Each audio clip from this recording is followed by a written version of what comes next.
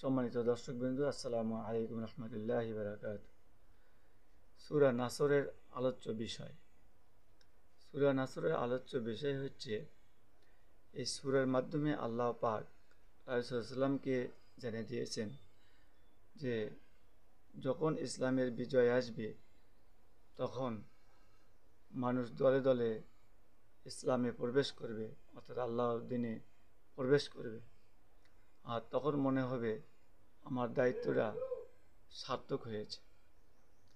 আর এই সার্থক যে আল্লাহর মাধ্যমে, যে আল্লাহর সাহায্যে সার্থক হয়েছে, সেই আল্লাহর প্রশংসার সহিত তাজি পাঠ করতে বলছেন এবং